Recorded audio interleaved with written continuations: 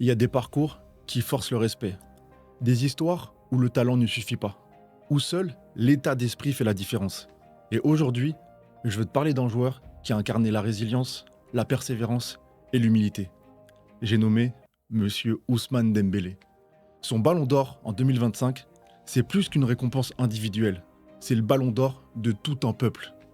C'est le ballon d'or de ceux qui se sentent représentés par les valeurs que je viens de te citer. C'est l'histoire d'un homme qui s'est relevé de plusieurs blessures, de plusieurs échecs. Quand tout le monde le pensait éteint, c'est une leçon de vie qui peut inspirer n'importe qui. Que tu sois sportif, étudiant, entrepreneur ou même salarié. Ousmane, il a grandi à Évreux, dans une famille modeste, avec un ballon toujours dans les pieds.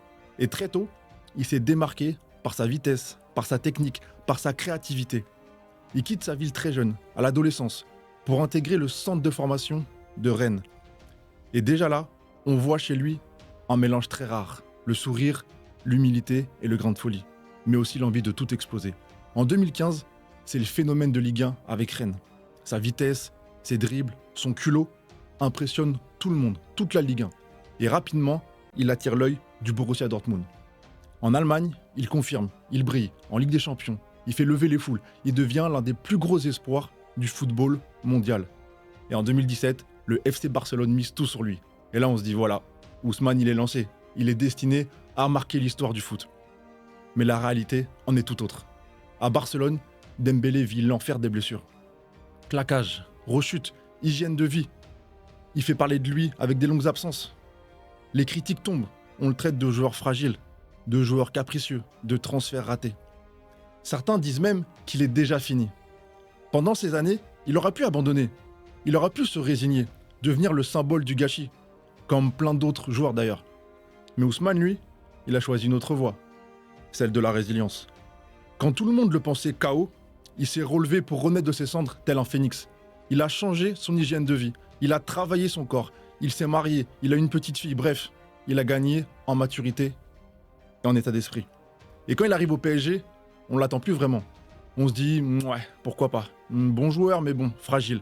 Et la surprise, saison après saison, Ousmane et Dembouz déjoue tous les pronostics. Il enchaîne les matchs, il cadre, il plante. Il devient un joueur clé dans le collectif parisien. Et en plus de ça, toujours souriant et toujours simple.